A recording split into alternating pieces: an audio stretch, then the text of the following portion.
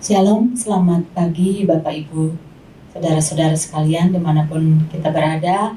Damai sejahtera Tuhan senantiasa menaungi kita semua.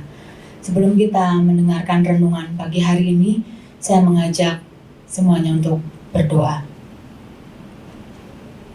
Bapa di dalam surga, terima kasih untuk kasih setia Engkau yang selalu baru setiap hari, setiap pagi. Anugerah-Mu tidak pernah habis-habisnya melimpahi kehidupan kami. Kami berdoa dan kami bersyukur kepada Engkau untuk satu kesempatan pagi hari ini untuk kami boleh menjadi terbaik ya Tuhan dalam kehidupan kami. Taruhkan ya Tuhan kerinduan bagi setiap kami untuk boleh mengenal Engkau lebih dalam lagi. Karena kami tahu Tuhan, ketika kami mengenal Engkau, kami akan menjadi orang-orang yang kuat dan bertindak. Kami berdoa Tuhan, biarlah pengurapan Engkau turun dari tempat yang maha tinggi Tuhan, menaungi setiap kami semuanya. Berbicaralah ya Tuhan, nyatakanlah apa yang menjadi pesan Engkau bagi setiap kami semuanya, sehingga kami boleh dibangun di atas kebenaran yang daripada Engkau. Urapi hamba-Mu yang sudah mempersiapkannya, biarlah Engkau berbicara lebih lagi ya Tuhan. Terima kasih Bapa, ke dalam tangan-Mu kami serahkan renungan pagi hari ini. Hanya di dalam nama Tuhan Yesus Kristus kami sudah berdoa dan mengucap syukur. Terima kasih Tuhan, haleluya, amin.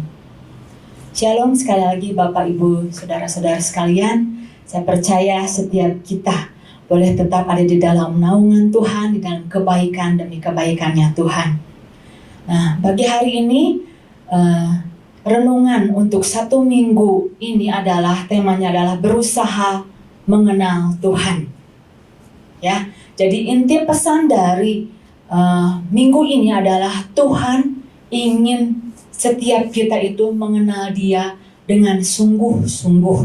Diambil dari Hosea 6 ayat 1 sampai yang ke-6, tetapi yang mau menjadi penekanannya adalah ayat yang ketiga. Saya mau membacakannya.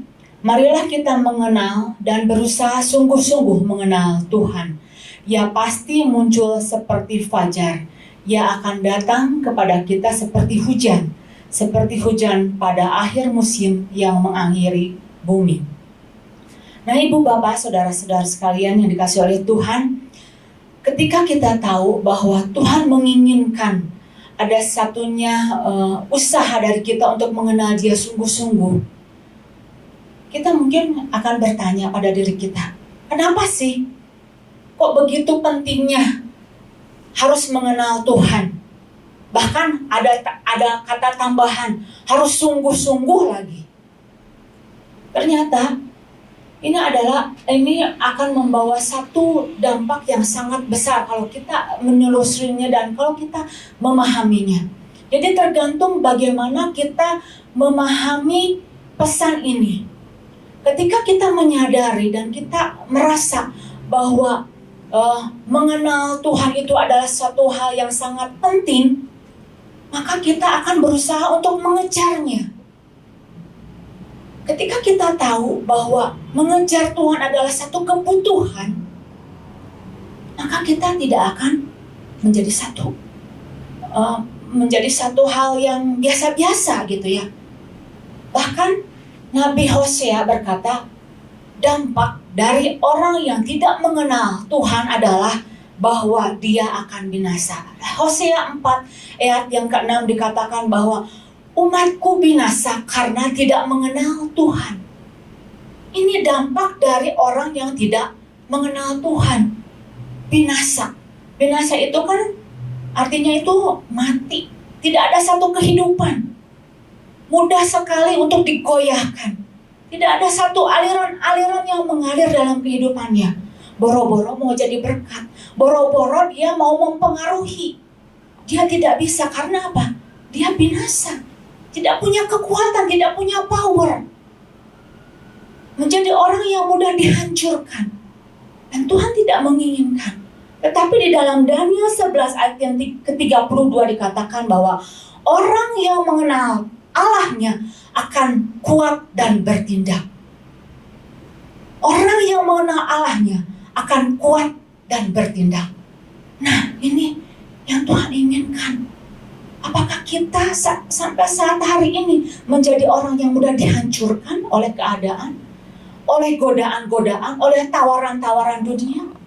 Atau orang yang bertindak, bahkan kuat dikatakan? Nah, pagi hari ini kupasan dari pesan untuk minggu ini diambil dari kitab Hosea. Jadi saya mau menceritakan sedikit latar belakang dari kitab Hosea. Jadi Hosea adalah seorang nabi yang dipenuhi oleh kasih Tuhan. Dia dipakai oleh Tuhan untuk menjangkau bangsanya pada waktu itu. Sekalipun pada waktu itu bangsa Israel itu rajin beribadah, rajin memberikan korban. Korban pagi, korban petang, korban bakaran, korban syukur. Mesbah-mesbah didirikan untuk Tuhan. Tetapi semuanya itu Tuhan bilang sudah keluar dari tujuannya Tuhan. Sudah tidak seperti yang aku inginkan. Karena apa? Karena pada saat mereka memberikan korban syukur, korban bakaran, itu semuanya dipakai hanya untuk menutupi kemerosotan rohani dan kemerosotan moral mereka. Jadi Nabi Hosea pada waktu mengatakan bahwa apa yang mereka lakukan adalah hanya sebagai kedok luarnya saja. Karena mereka melakukannya itu tanpa pengenalan akan Tuhan. Tanpa dasar yang kuat untuk mengenal isi hatinya Tuhan. Jadi sebagai satu rutinitas, satu kebiasaan. Nah, sedangkan di sini dikatakan bahwa Nabi Hosea berkata bahwa bangsa Israel itu sangat dangkal sekali di dalam pengenalan akan Tuhan. Pengenalan Tuhan sendiri itu datangnya kan dari satu kualitas hubungan, dimulai dari satu jalinan hubungan.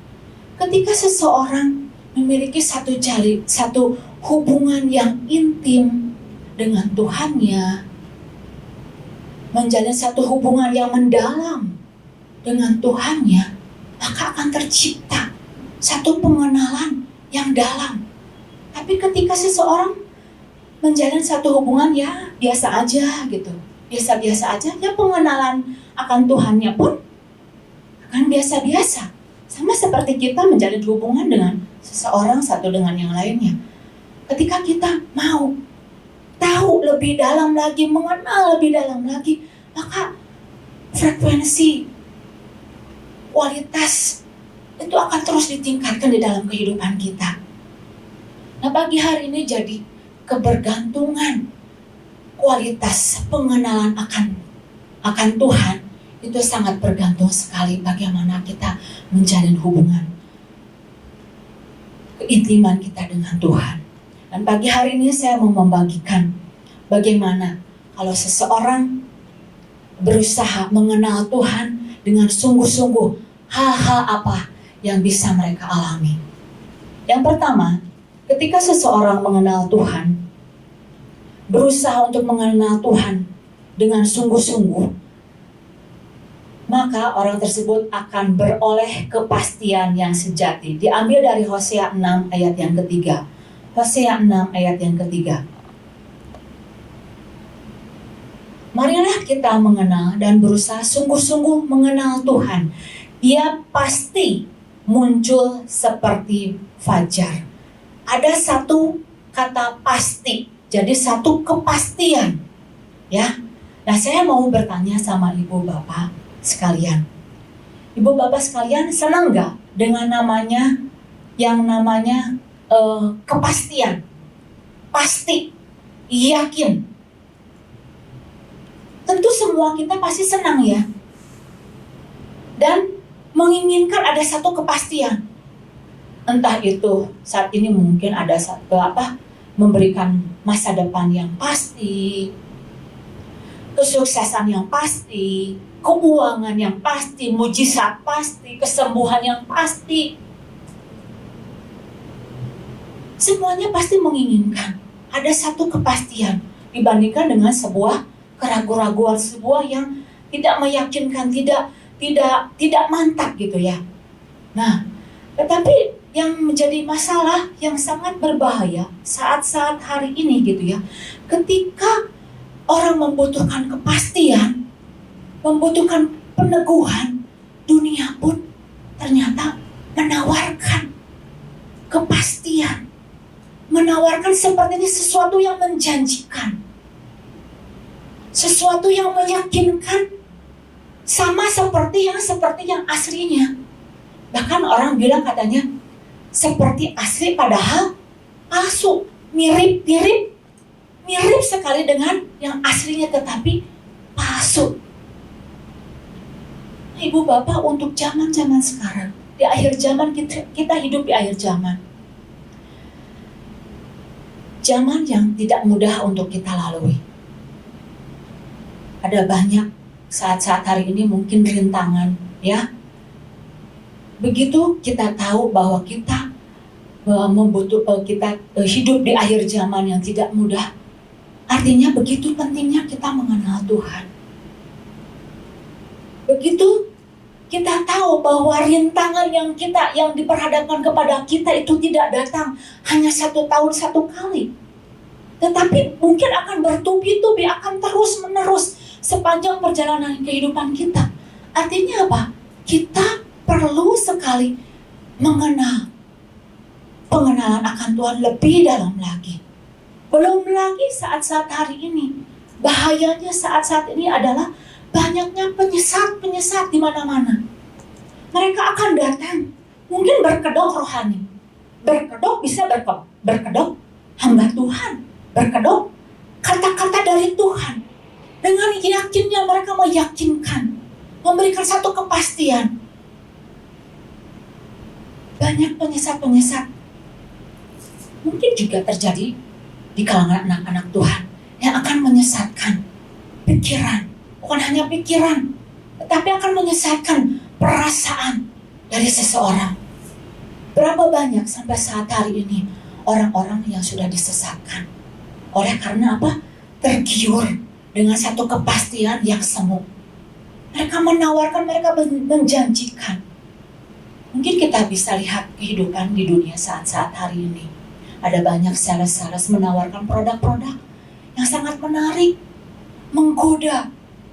Tawaran-tawaran yang begitu memikat sampai sulitnya membedakan ini benar atau enggak ya.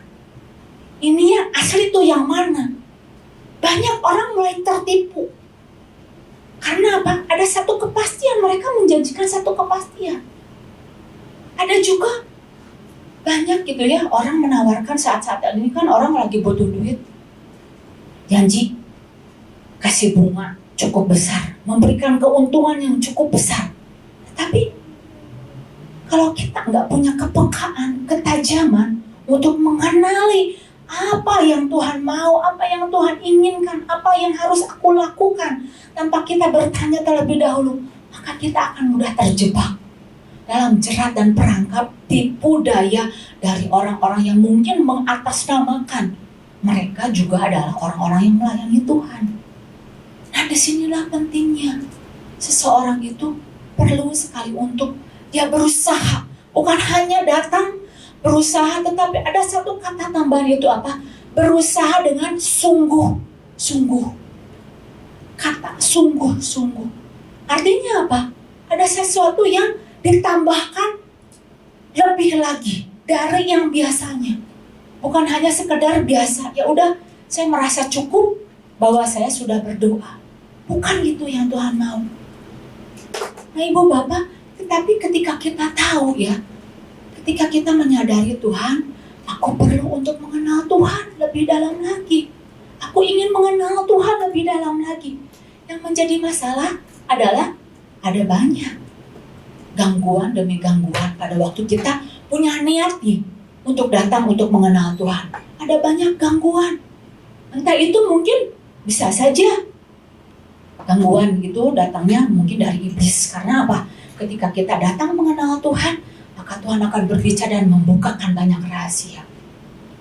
Ada banyak juga bisa itu gangguan itu bisa juga datangnya dari diri kita sendiri. Ya, itu namanya juga manusia, masih ada darah dan daging. Nah, itu mulai malas, tidak ada tekad yang kuat, tidak ada kegigihan, tidak ada satu daya juang yang ngotot sampai saya harus mendapatkannya, mendapatkan apa yang Tuhan mau. Jadi ketika saya tahu gitu ya bahwa seseorang itu membutuhkan kesungguh-sungguhan, saya selalu teringat bagaimana Bapak Gembala kita berjuang, selalu meminta kepada Tuhan, sekalipun mungkin itu waktu-waktu yang harus dia luangkan itu bukan hanya 1 jam, 2 jam. Dia akan terus menanti sampai Tuhan berbicara. Kalau enggak, apa yang mau kita dapatkan? Bahkan beliau katakan, tidak ada pesan Tuhan yang bisa dibagikan. Mungkin kertas lembaran warta akan kosong. Saya merasa bahwa kesungguh-sungguhan itu bukan hal yang barang murah. Tetapi di sana kita akan mendapatkan bagaimana kualitas seseorang di dalam dia berusaha dengan kegigihannya, dengan mengototnya, dengan kesungguhannya. Dan gak jauh, kita sama-sama belajar juga dari seorang tokoh yang bernama Elia. Apakah Elia beda dengan kita? Oh enggak. Dikatakan dalam Yakobus 5 ayat yang ke-6. Coba kita sama-sama baca ya. Yakobus 5 ayat yang ke-6.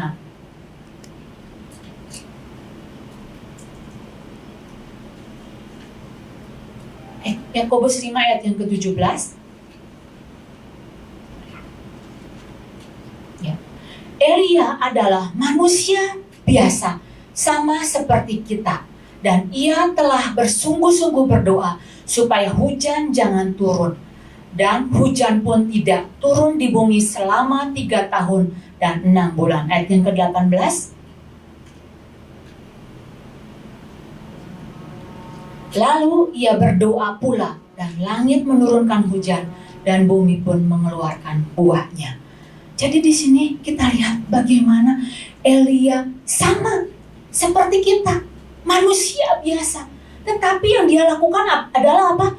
Dia berdoa dengan sungguh-sungguh. Dia berdoa, dia mencari Tuhan dengan sungguh-sungguh. Disinilah letaknya ada satu bobot yang kita bisa teladani. Yuk sama-sama kita baca di dalam 1 Raja-Raja 18 ayat yang ke-42. 1 Raja-Raja 18 ayat yang ke-42. Ya.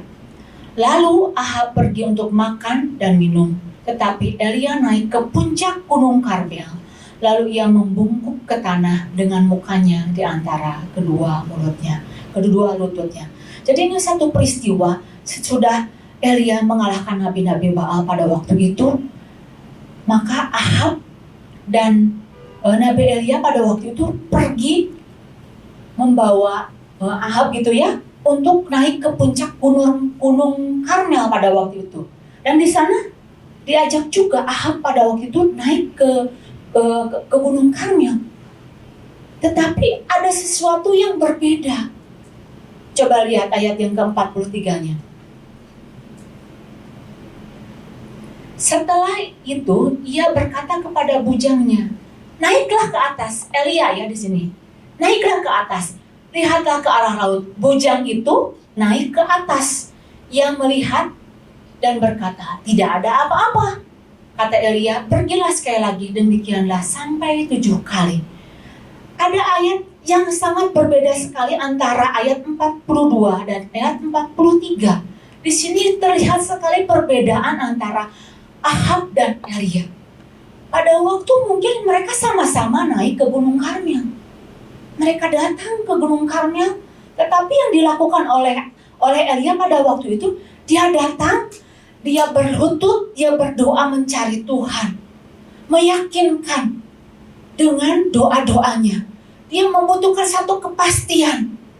Dia kalau 3,5 tahun yang lalu hujan tidak turun, maka saya yakin sekali bahwa ketika saya berdoa pada Tuhan pencipta langit semesta, langit dan bumi, yang menguasai dan mengontrol bumi ini, dia percaya sekali, maka setiap doanya itu akan membawa kepastian.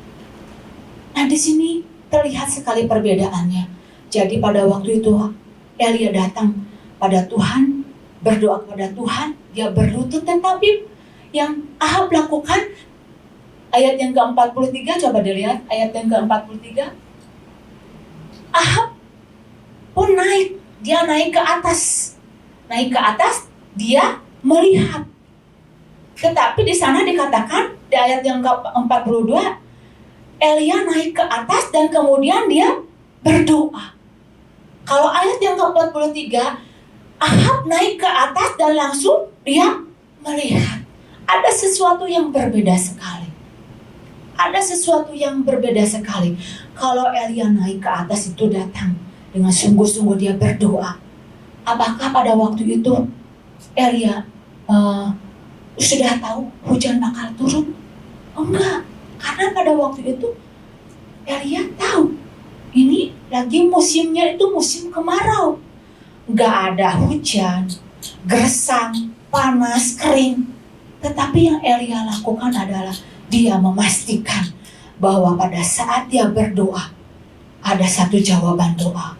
3,5 tahun yang lalu Tuhan menjawab bahwa hujan tidak akan turun. Dan di Yakobus 5 ayat yang ke-17 dikatakan ketika Elia berdoa kembali, dia memastikan bahwa hujan akan turun dan bumi akan menghasilkan buahnya.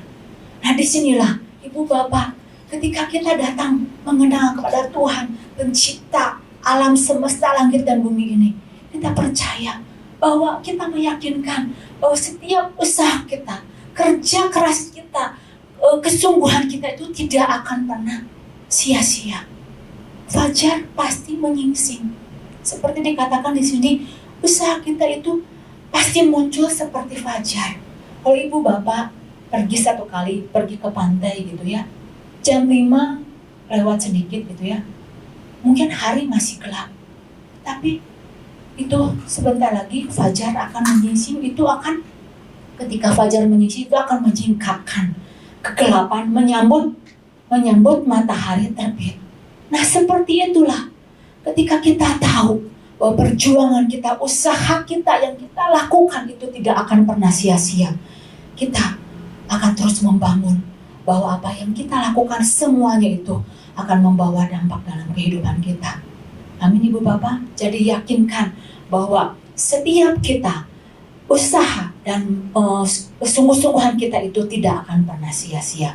Jadi pada waktu kita berusaha untuk mengenal Tuhan, kita akan memperoleh satu kepastian yang sejati. Nah, kemudian apa yang kita dapatkan pada saat kita berusaha dengan sungguh-sungguh mengenal Tuhan? Yang kedua adalah kita akan memperoleh kepuasan yang sejati. Diambil dari Hosea 6 ayat yang ketiga. Kita akan memperoleh kepuasan yang sejati. Ya, marilah kita mengenal dan berusaha sungguh-sungguh mengenal Tuhan. Ya, pasti muncul seperti fajar. Ia akan datang kepada kita seperti hujan pada akhir musim yang mengairi bumi. Nah, ketika kita tahu gitu ya, ternyata bangsa Israel itu mengalami pasang surut di dalam dia mengasihi Tuhan, di dalam dia mengenal Tuhan. Bahkan Bapak Gembala mengatakan bahwa seperti roda yang berputar, yang kadang di atas sungguh-sungguh mengasihi Tuhan, kadang di bawah melempem. Ketika ada musuh menyerang, baru berseru, Tuhan, Tuhan, Tuhan tolong, naik lagi ke atas gitu ya. Nah, ada banyak mungkin juga pada waktu itu bangsa Israel juga memberikan banyak persembahan. Tapi sesudah memberikan persembahan, mereka menyembah kepada Baal. Baal mereka pada waktu itu. Nah, hal-hal inilah yang menunjukkan bahwa mereka belum menemukan kepuasan yang sejati di dalam Tuhan. Mereka berusaha mencari dan mencari. Apa sih yang membuat mereka puas? Apakah pada saat saya memberikan korban bakaran, pada saat saya memberikan dengan lebih banyak korban syukur, dengan saya lebih banyak banyak beribadah kepada Tuhan? Tuhan bilang bukan. Semuanya yang dilakukan itu hanya sebagai satu rutinitas, satu hal yang sebenarnya jauh dari apa yang Tuhan inginkan. Ibadah-ibadah agama yang dilakukan oleh bangsa Israel pada waktu itu tidak membawa satu kepuasan di dalam batiniah mereka. Nah, hal apa yang membuat seseorang bisa puas? Kalau tadi saya bilang bangsa Israel beroleh kepuasan, ingin memperoleh kepuasan. Hal apa yang membuat kita supaya kita bisa puas? Matius 5 ayat yang ke-6 dikatakan bahwa Matius 5 ayat yang ke-6,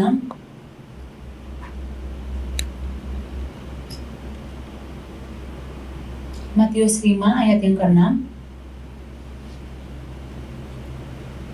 Ya. Berbahagialah orang yang lapar dan haus akan kebenaran, karena mereka akan dipuaskan. Nah, di sini hanya orang-orang yang lapar dan haus akan kebenaran, mereka akan dipuaskan. Kalau kita merasa gitu ya, bahwa pengenalan akan Tuhan itu adalah sebagai satu kebutuhan. Kalau enggak, maka saya akan binasa. Maka saya akan mati dan menjadi orang yang mudah dihancurkan. Dan kita merasa bahwa ini satu kebutuhan yang sangat penting, maka kita akan tunjukkan bagaimana pengejaran kita kepada Tuhan. Dan kalau kita tahu ya, kalau seseorang kan kita memiliki satu tubuh jasmani yang harus yang bisa lapar dan haus. Maka pada saat lapar dan haus, diberi makanan apapun juga enak gitu. Tapi pada saat seseorang nggak lapar, dikasih makanan pun yang seenak apapun juga, nggak ada gairah, nggak ada satu keinginan gitu ya. Nah, disinilah pentingnya dari seseorang untuk memiliki rasa lapar dan haus akan kebenaran. Ketika kita menyadari bahwa manusia rohani kita itu perlu dipuaskan. Oleh karena apa? Oleh karena Tuhan. Dan memang saat-saat hari ini ada banyak juga tawaran yang bisa membuat seseorang itu bisa kenyang secara manusianya gitu ya. Entah itu apa? Bisa lewat banyak hiburan, banyak bermain, banyak rekreasi, bisa mereka mendapatkan satu kepuasan. Tetapi belum tentu kepuasan itu adalah kepuasan yang sejati. Dan bagaimana kita belajar dari seorang tokoh, itu namanya Daud. Dia selalu mencari dan mendapatkan kepuasan hanya ada di dalam hadirat Tuhan. Bahkan Daud berkata, lebih baik 1 hari di rumah Tuhan daripada 1000 hari di tempat lain. Ini menunjukkan bahwa berartinya hadirat Tuhan yang dia butuhkan di dalam kehidupannya. Kalau dunia saat-saat hari ini bisa saja terus menawarkan hal-hal yang memberikan kepuasan, karena dunia itu terus dinamis, bekerja. Dari waktu ke waktu tidak akan pernah stabil. Entah kasih setianya, entah tawarannya, itu akan terus berubah. Bahkan manusia pun akan berubah selama di bumi ini. 1 detik manusia pasti bisa berubah. Kasihnya bisa berubah. Tetapi Ibu Bapak, ada satu hal. Ketika kita menemukan ada satu kepuasan yang sejati hanya kita dapatkan di dalam Tuhan, itulah yang membuat pengejaran kita bukan untuk hal-hal yang lain, tapi kita akan berusaha mendapatkan satu kepuasan. Tuhan, Engkau adalah kepuasan yang sejati di dalam kehidupan kita. Jadi ada 2 hal yang saya mau membagikan. Pada saat kita berusaha mengenal Tuhan dengan sungguh-sungguh, yang pertama kita akan mendapatkan kepastian yang sejati, dan kedua adalah kepuasan yang sejati yang tidak akan pernah bisa kita dapatkan di dunia ini, dan kita hanya bisa mendapatkannya hanya di dalam pengenalan kita akan Tuhan, dan kita tidak akan mencari dari hal-hal yang lain. Amin. Demikian firman Tuhan. Mari kita sama-sama tutup di dalam doa. Bapa di dalam surga, terima kasih hamba-Mu sudah selesai menyampaikan kebenaran firman-Mu. Kami percaya Tuhan, setiap kebenaran firman-Mu tidak akan berlalu dengan sia-sia. Kau akan mengerjakan Tuhan apa yang Kau kehendaki dan berhasil apa yang Kau suruhkan dalam kehidupan kami. Taruhkan lebih dalam lagi supaya kami boleh berjalan Tuhan di dalam kepastian demi kepastian yang kami bangun Tuhan di dalam pengenalan kami akan Engkau. Terima kasih Bapa, kami serahkan Tuhan perjalanan hidup kami, dan kami boleh terus bergairah untuk mencari dan mengenal Engkau lebih dalam lagi. Hanya dalam nama Tuhan Yesus Kristus kami sudah berdoa. Haleluya. Amin.